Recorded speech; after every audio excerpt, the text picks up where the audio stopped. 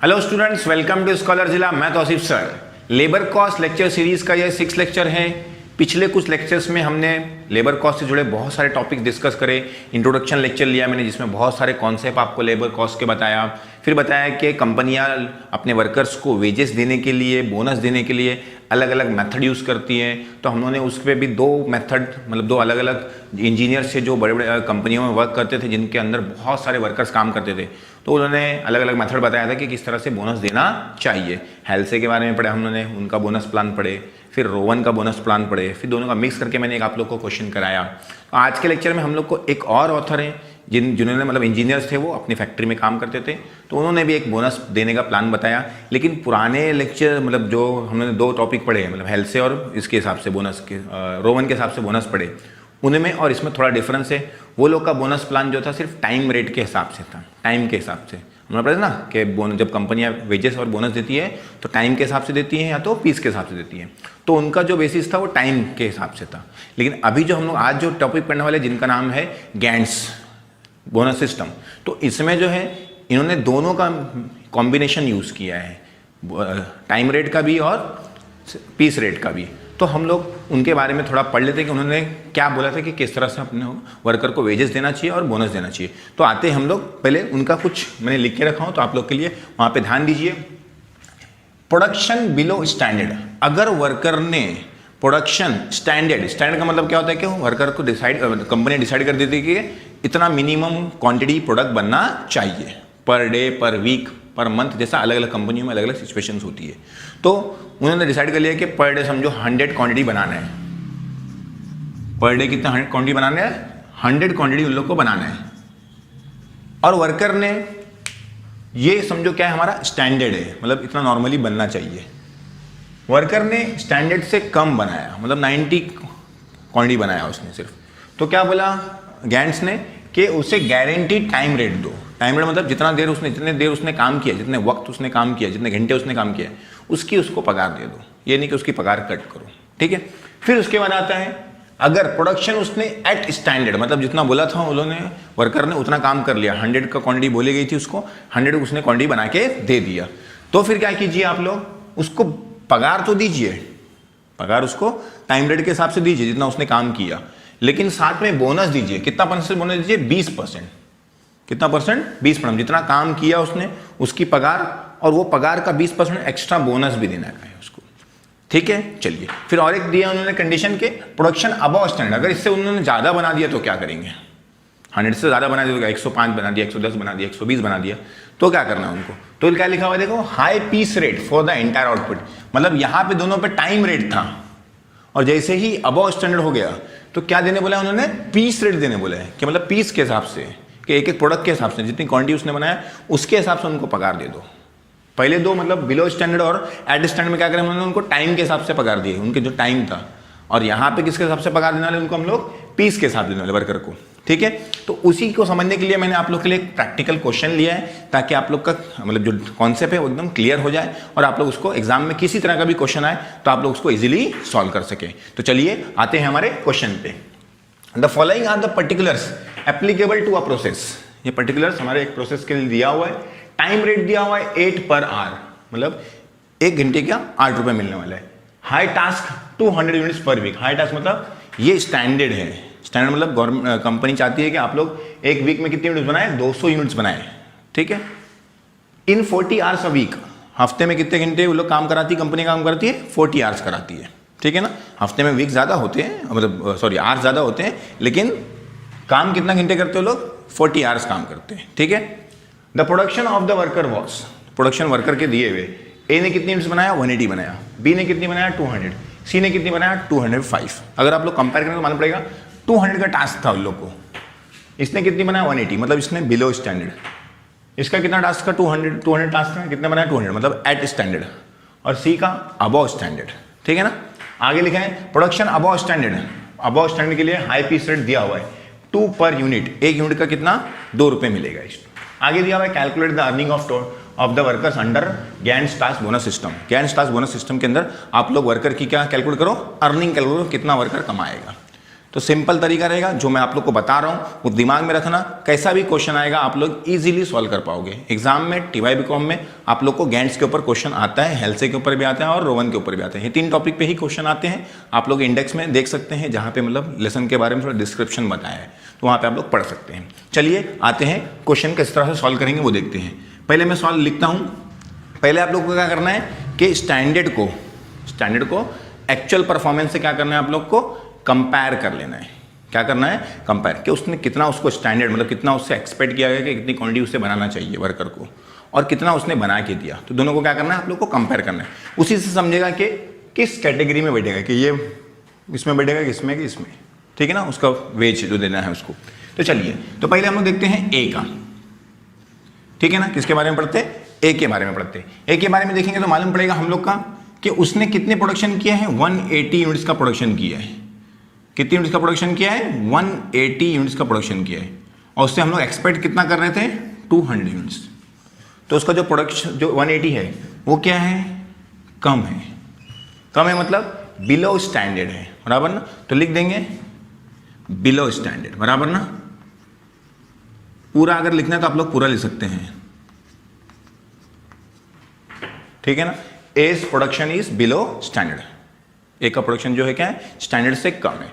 तो स्टैंडर्ड से कम है तो हम लोग ने क्या बोले थे कि उसको क्या दे दो, गारंटीड टाइम रेट, मतलब जितना उसने टाइम काम किया है उतनी उसको पगार दे दो। क्लियर है। तो हम लोग ए की अर्निंग निकालना है। ए की अर्निंग कैसे निकालेंगे, ए की अर्निंग कैसे निकालेंगे कि कितना उसने वर्क किया उसको पगार दे देंगे, क्योंकि उसने इसका जो वर्क है, उसका जो प्रोडक्शन है स्टैंडर्ड से क्या है, कम है। तो सिंपल सी बात है, जो वर्कर काम करता है उसको हम लोग कैसे पगार देते हैं, आवर्स वर्क्ड, कितना उसने गिनते उसने काम किया है, इनटू रेट, बराबर। जैसे हमारे घर पे हमारे इधर कोई मजदूर काम करने आया, हमारी फैक्ट्री समझो छोटी सी फैक्ट्री है, तो उसको हमने बोला कि तुमको टाइम के हिसाब से पगार देंगे। तो टाइम चेक करेंगे कि 5 घंटे काम किया कि 6 घंटे काम किया, और 1 घंटे का कितना डिसाइड हुआ था, उससे क्या कर दो, मल्टीप्लाई कर दोगे। तो रट्टा मारने की जरूरत नहीं, एकदम क्लियर सिंपल सी चीज़ है, बराबर ना। तो आवर्स वर्क इनटू रेट। अब उसने कितने घंटे काम किया वो चेक करना पड़ेगा। तो क्वेश्चन में दिया हुआ है कि 40 आवर्स अ वीक, मतलब सारे वर्कर कितने घंटे काम करते हैं, 40 घंटे ही काम करते हैं। तो यहाँ पे लिख देंगे 40। रेट कितना दिया हुआ है क्वेश्चन में, 8 पर आवर, 1 घंटे का 80 रुपये मिलते हैं, सॉरी 8 रुपये मिलते हैं, बराबर ना। तो 40 घंटे का कितना मिलेगा, ₹320। तो ए की अर्निंग कितनी हो गई, 320 रुपीज़ हो गई। ए का आ गया, सिंपल सा क्वेश्चन। अब आते हैं हम लोग बी का। बी की अर्निंग निकालते हैं, कंपैरिजन करेंगे। किसका कंपैरिजन करेंगे, एक्चुअल प्रोडक्शन से किससे कंपेयर करेंगे, स्टैंडर्ड प्रोडक्शन से। स्टैंडर्ड प्रोडक्शन कितना है हम लोग का, 200। एक्चुअल प्रोडक्शन दिया हुआ है कितना है, 200। मतलब एक्चुअल प्रोडक्शन और स्टैंडर्ड प्रोडक्शन दोनों क्या है, सेम है। तो यहां पे लिख देंगे हम लोग प्रोडक्शन एट स्टैंडर्ड प्रोडक्शन हुआ उसका, बराबर ना, उसने स्टैंडर्ड प्रोडक्शन किया। तो जब स्टैंडर्ड प्रोडक्शन होता है तो गैंट्स ने क्या बोला है कि उसको उसकी टाइम रेट तो मतलब उसको टाइम जो उसने काम किया उसका पगार तो दो, साथ में उसको 20% वही टाइम का क्या उसका जो रेट था उसको क्या दे दो, बोनस दे दो। ठीक है, जो मतलब उसको पगार मिलने वाली है उतना तो दो उसको, साथ में उसको क्या दे दो, बोनस दो। क्यों, क्योंकि उसने अच्छे से काम करके दिया, जितना बोला गया था उतना काम उसने करके दिया है। तो एकदम सिंपल लिख लेंगे बीज अर्निंग, ये लिखने की जरूरत नहीं है, बी अर्निंग लिख लो खाली। तो ये तो बहुत शॉर्ट फॉर्म में बहुत लोग लिखते हैं, ठीक है ना। तो मैं यहाँ पे लिख देता हूँ बीज अर्निंग। क्या बोला उसने कि उसको पगार दे दो, लिखा है ना, तो पगार दे देते उसकी। कितने घंटे उसने काम किया, आवर्स वर्क्ड, फिर इनटू रेट, फिर क्या करना है उसको, उसकी पगार तो देना है और साथ में उसको क्या देना है, 20% ज़्यादा देना है। तो क्या कर देंगे इसको, इसका 20% निकाल लेंगे। किसका, लिख देंगे 20% of hours worked into rate. कैलसी में भी डायरेक्टली कर सकते हो, कैलकुलेटर से डायरेक्टली करो तो डायरेक्टली भी आ जाएगा। कैसा आएगा मैं आप लोग को अभी बताता हूँ। देखिए कितने घंटे उसने काम किया है, सबका वर्किंग आवर्स फिक्स है 40 आवर्स। रेट कितना है, 8 रुपीज़ है ना, रेट दिया हुआ क्वेश्चन में, प्लस 20% कैलसी से निकाल सकते हैं आप लोग। आवर्स वर्क कितना है उन लोग का 40 इंटू रेट कितना है 8।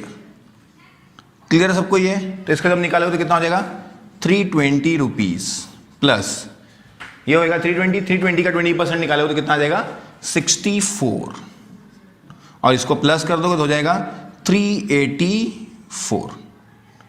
क्लियर है?